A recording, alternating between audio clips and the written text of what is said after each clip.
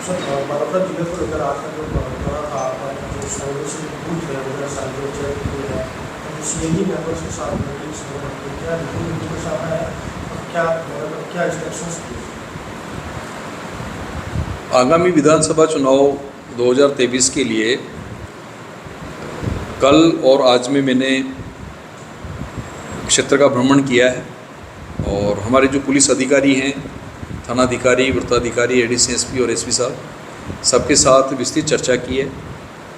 चुनाव किस प्रकार से स्वतंत्र, निष्पक्ष और शांतिपूर्ण तरीके से हो, कानून व्यवस्था बनी रहे, इस हेतु हमने इस पर विस्तृत रूप से चर्चा की है। जो भी संवेदनशील, क्रिटिकल या वल्नरेबिलिटी मैपिंग के अनुसार जो स्थान हैं, उन पे जिनकी वजह से चुनाव में व्यवधान उत्पन्न हो सकता है, उनकी पहचान करना और उनके खिलाफ निरोधात्मक कार्रवाई करना।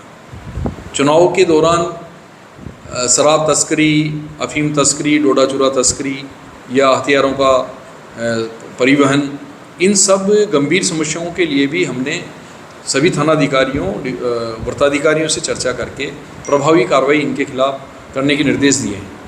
अभी जोधपुर रेंज द्वारा संगठित अपराधियों के खिलाफ विशेष अभियान चलाया जा रहा है, जिसमें मादक पदार्थों की तस्करी, शराब तस्करी और हथियार तस्करी में जो लिप्त हैं, उनके खिलाफ प्रभावी कार्रवाई की जा रही है।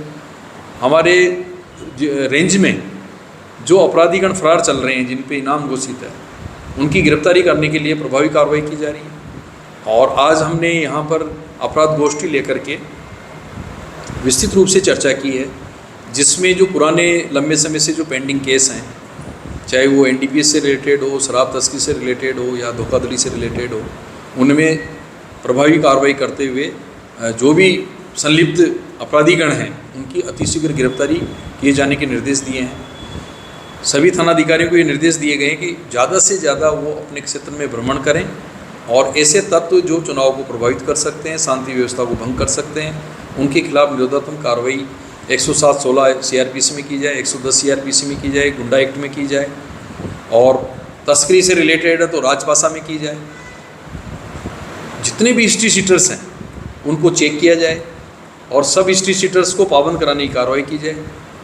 उनके जो डोजियर्स हैं उनको अपडेट किया जाए, उनके पास क्या संपत्ति उन्होंने तस्करी से अर्जित की है, कौन उनका सहयोग कर रहे हैं, कौन से रूट को यूज़ कर रहे हैं, किस प्रकार के वाहन वो यूज़ कर रहे हैं, इन सब के ऊपर मंथन करके और प्रभावी कार्रवाई के हमने निर्देश दिए हैं। और उसी कड़ी में मैं स्वयं भी कल कल्याणपुर के क्षेत्र के जो संवेदनशील क्षेत्र उनका मैंने भ्रमण किया।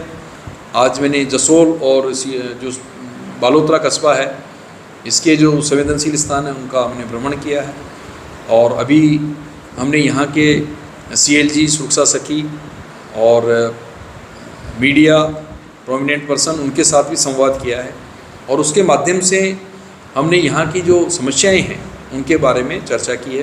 प्रमुख रूप से जैसा कि अभी बताया गया है कि स्मैक का प्रयोग या सट्टे की पर्ची काटने का या ऑनलाइन सट्टा, ये जो समस्याएं बताई है, इन समस्याओं को गंभीरता से लेते हुए जो हमारे जो अधिकारीगण हैं उनको निर्देशित किया है और शीघ्र ही इनके ऊपर व्यूह रचना बनाई जाकर प्रभावी कार्रवाई अमल में लाई जाएगी। सर, नया जिला है, पुलिस तंत्र के पास संसाधनों की भी कमी है, उसको लेकर किस तरीके से कार्य किया जाएगा ताकि पुलिस मजबूती से अपना काम फिर भी कर सके? सर, मैन पावर की भी कमी है। बालोदा जिला मुख्यालय का थाना है, 12 एएसआई पद, 10 रिक्त है, ट्रैफिक व्यवस्था प्रभावित हो रही है। निश्चित रूप से जो संसाधन हैं वो अतिशीघ्र इनको उपलब्ध कराए जाएंगे और जल्दी ही इस व्यवस्था में और स्ट्रेंथनिंग के लिए जो भी प्रयास किए जा सकते हैं वो हमारे द्वारा किए जाएंगे। सर, हाल फिलहाल जो बालोद ठोस कदम ताकि इनके जो फैलाव होगा उनको, देखिए, मात्रा के आधार पे प्रकरण पंजीबद्ध करने में कोई समस्या नहीं है।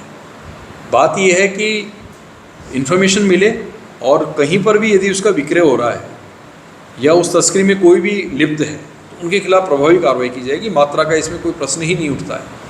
यदि कोई तस्करी कर रहा है, मादक पदार्थों का परिवहन कर रहा है, बेच रहा है, रैकेट चला रहा है, तो उनके सबके खिलाफ प्रभावी कार्रवाई की जाएगी। तो बालोतरा का काफ़ी बड़ी चीज़ें, पब्लिक यहाँ 15-20 हज़ार सभी काम करते हैं।